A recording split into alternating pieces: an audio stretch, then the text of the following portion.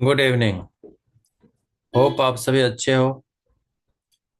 आज फिर से सीबीएसई 2026 के लिए फिजिक्स 12th चैप्टर 2 से कुछ न्यूमेरिकल्स देखते हैं। अगर हम कैपेसिटर रिलेटेड कुछ हाईलाइट देखें तो फर्स्ट एंड फॉरमोस्ट हम लिखते हैं which is Q is equal to C V, epsilon C not is equal to epsilon not A by D, C M is equal to K times of C not.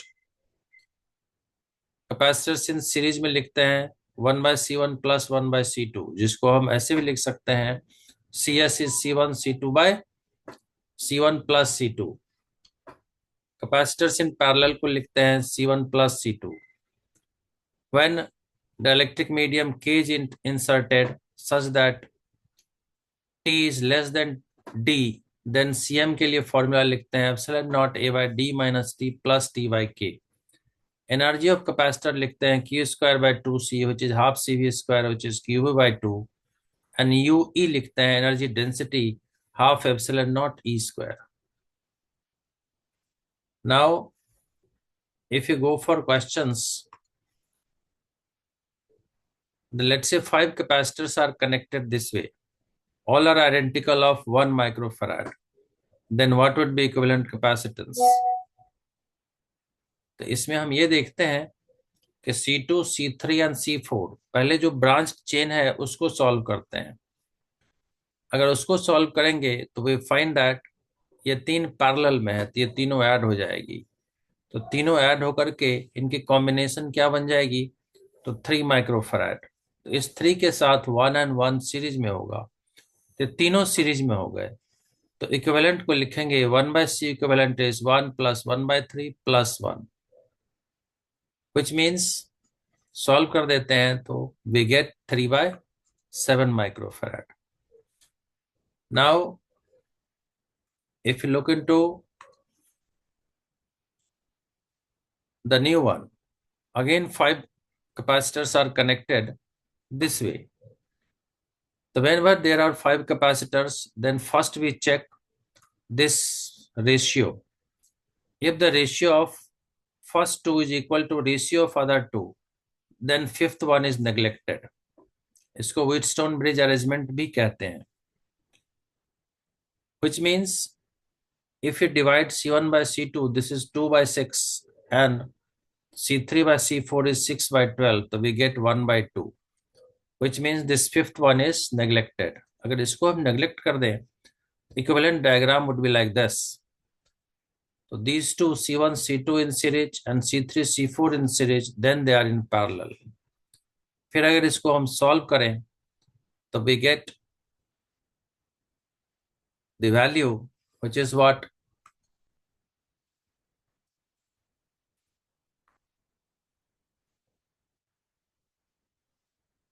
तो C3 C4 को series में solve कर लेंगे and then उसको parallel में solve करके answer. Now one more numerical which has come in CBSE, कि there are capacitors connected in this way. इसमें बोला गया कि वैल्यू ऑफ C1 फाइंड करो when the equivalent value of the entire combination is 1 microfarad. हमने क्या करना है, ब्रांच चेन जो दो है हमें पहले इसको सॉल्व करना है। तो 1 और 1 पैरेलल है, यहाँ भी 1 1 पैरेलल है। इसको अगर सॉल्व करेंगे तो 1 + 1 is 2 and 1 + 1 is 2। तो C1 के साथ में 2 माइक्रोफैराड और ये 2 पहले से है। अब ये कैपेसिटर ऑफ 4 माइक्रोफैराड, 4 कैपेसिटर की कॉम्बिनेशन हो गई।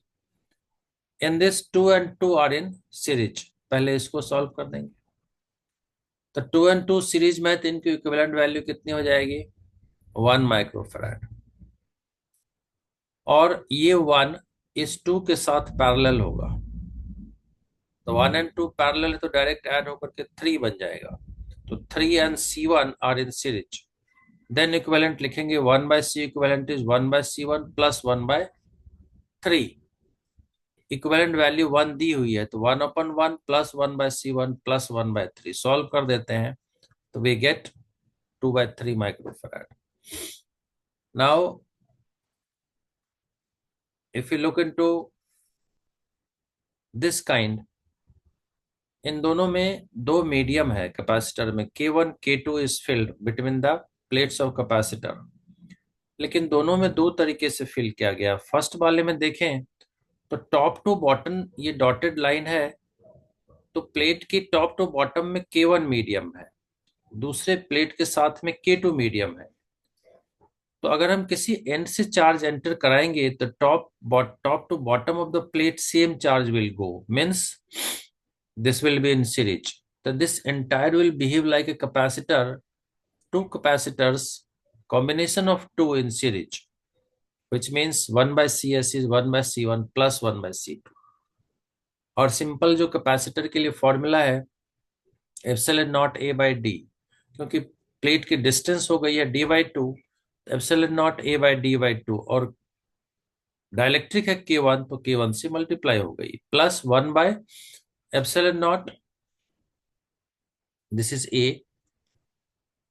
Bye D/2 into K2 times.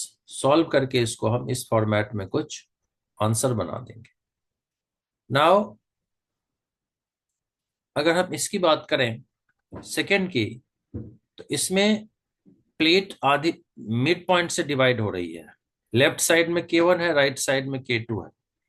अगर किसी एंड से हम चार्ज एंटर करेंगे तो charge gets divided in left side and right side, क्योंकि मीडियम अलग अलग है, K1 K2 है।